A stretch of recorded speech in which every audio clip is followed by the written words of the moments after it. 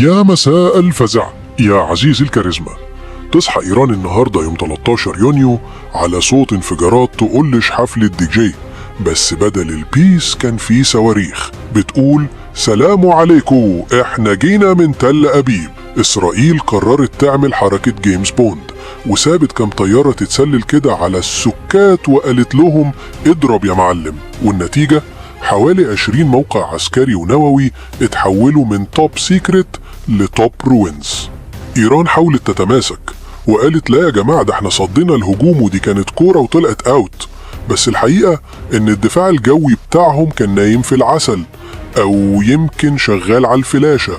الضربات دي كان اسمها رايزنج لاين او بالعربي الاسد اللي فايق بدري وعامل دوشة، واسرائيل بتقولك دي ضربة استباقية قبل ما ايران تفكر تبني النووي، وايران بترد ما حصلش حاجة ده احنا كويسين.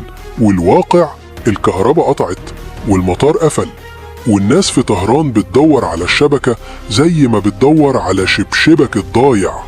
امريكا واقفة على جنب بتشرب نسكافيه وبتقول احنا ما ضربناش، دي خناقة مش خناقتنا. فلو سألتني يا عزيزي الكاريزما الوضع حريقة والمنطقة ماشية باللي يضرب الأول، وإحنا بنسجل الحلقات ورا الستارة. ما تنساش الحرب دي مش فيلم أكشن، دي أكشن فعلا بس فعالة. علشان تتابع الأكشن اشترك يا كاريزما في القناة.